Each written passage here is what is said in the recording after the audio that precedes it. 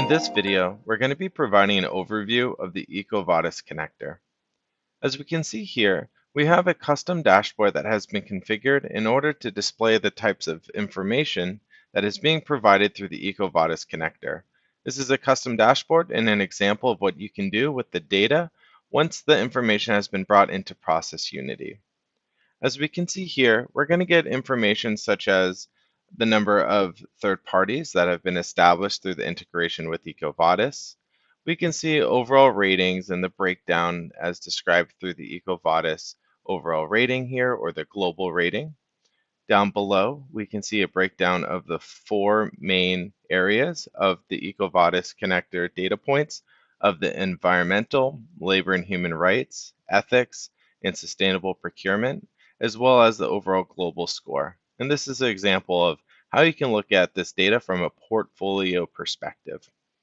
On the right-hand side, we're able to provide overviews such as the top and bottom performers within the program. For this example, we're going to dive into an example third party and look at the values that come in through the integration. Now, this integration is to be established on the third party record. There's quite a few properties here, so we're going to go through each of the different sections in order to provide a thorough overview of the EcoVadis connector.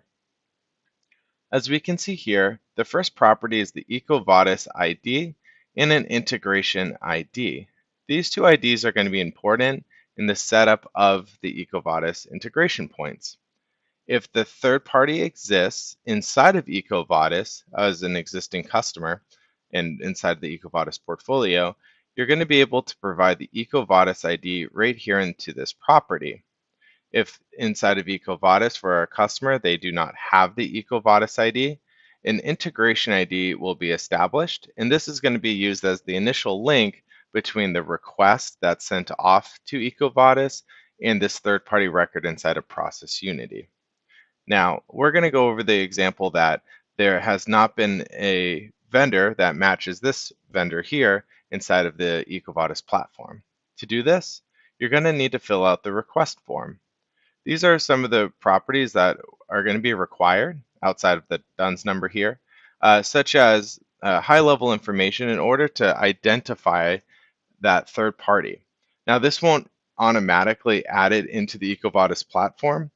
Essentially, what happens is when this information is passed over to EcoVadis, it gets sent to the data scientist team at EcoVadis to make sure that they can do that entity matching and then add it into the portfolio and then kick off downstream workflows. Once that does happen, you're going to get all of that information sent back through the latest request status, and you're going to see the current stage and the request outcome and if they've declined it and so forth. So these properties here are to support that workflow process and to provide updated status of that onboarding process of that third party inside of EcoVadis. To help facilitate this process, you can go ahead and click on this custom button group here, and then we have a form that can be set up. It's not out of the box, but it can be set up to help facilitate the user experience of filling out this information. So we can see here the integration ID is required, and all of these values are required except for that DUNS number. That's just an additional field to help the identity matching on the EcoVadis side. Once this has all been provided, I'm going to go ahead and click cancel there. We can see that this information would be populated on the form, but more importantly, it would be sent over to EcoVadis. Okay, let's say we're waiting for that information now, and the data has come back as that third party will not accept the EcoVadis assessment. This is different from our other providers, as this is a real assessment that is sent out to the individual that you have specified here under supplier contact. You can see this individual's email is how they are being notified. Now, they can reject it, but there are some cases that the parent entity of that third party has already completed an EcoVadis assessment. And you can see here that has there been EcoVadis scope change? If this is set to yes, this value here of target company name will be populated. So you're going to be able to see, okay, it wasn't this third party, but the parent entity's name is here, and you can use that in your evaluation. This is very important because you might see the information populated below, but it won't be for who you actually requested for. So make sure that this is visible at the appropriate time inside of the configuration to make sure that you know that these scores below are in fact in reference to the third party that you sent over or the parent entity by seeing target company name. Now, we can see here key pieces of information of when was that EcoVadis scorecard published. So with EcoVadis being an exchange, there's a situation where other customers could have requested this and the data could be readily available.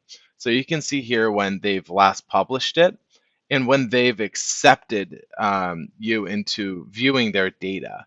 So you're going to be able to have these key two dates to really determine that information. And then you're going to get into the scores that are brought over from EcoVadis. As I stated previously from the dashboard, you're going to get a global score, and then the breakdown into four key areas of environmental, labor and human rights, sustainable procurement, and an ethics score. In addition to these scores, analysts are going to be able to view the EV scorecard link, which will open up a separate report for that analyst to view that will have certain details behind these scores. And down below, we have a section for additional supplier information. This is just an overview and additional details of that particular third party. Now, this information can be run nightly. There's no extra charge to just run the data coming into the system. Once you have been accepted into the sharing, when that last scorecard published date, this will be updated, the date, and you'll see that reflected in potentially a change in score if there has been a change in the status of that third party.